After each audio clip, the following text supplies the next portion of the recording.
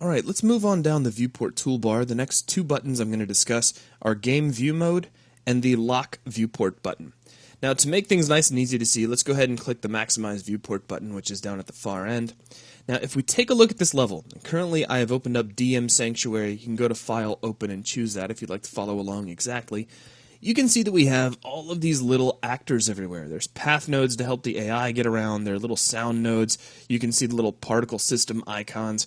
There's even blocking volumes around static meshes to keep you from bumping into those. If you want to hide all that sort of thing and get a closer representation of what the player is going to see when they're running through your level, just click the Game View Mode button.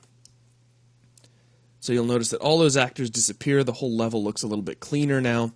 You also get a little bit of a representation of the post-process effect that's being applied to the level. This is also partially because of the post-process volume previs button, which we'll talk about a bit later. So that's really all game mode is here for. It's just a way to hide out anything you don't need to see and give you a much closer representation of what the player is going to see. You can kind of complete the effect if you also switch on real time along with it. So this looks very much like what the player is going to see when they're running around through your level.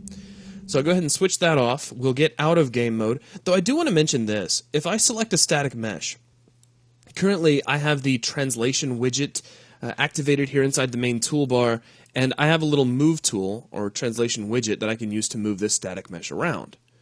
If you are in game mode, that widget disappears. So if you're clicking on things and you don't see your widget, this is one of the places where your eyes should cut to. You should quickly take a look up here.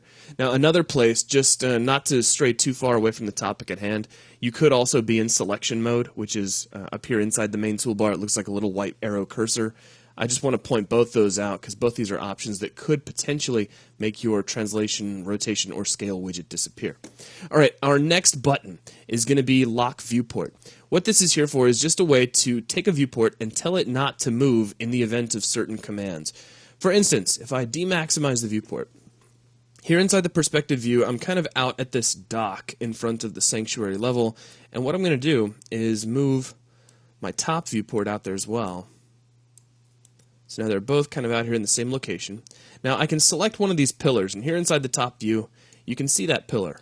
What I'm going to do is orient my top view so he's looking right at that. Now down here in perspective, I'm going to say, let's come all the way over here back to this kind of chapel area, and I'm looking at this static mesh. Now what if I want all of my viewports to snap right here to this object, but I don't want the top view. The top view is exactly where I need it to be. I don't want it to move. I can use the Lock Viewport button to do that. And then if I move all of my other viewports, I can do this with the home key. So watch this. If I hit home, watch my upper right and lower right viewports. They all pop their locations just a little bit to get right where I want to be. In fact, to make it really obvious, I'm going to zoom into something way out here in the distance.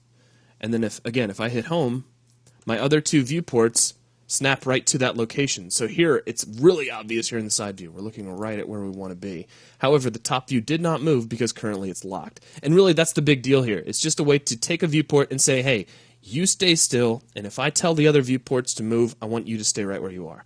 That's all there is to it. So that's a quick look at Game View Mode and the Lock Viewport mode, and that's going to wrap things up for this video.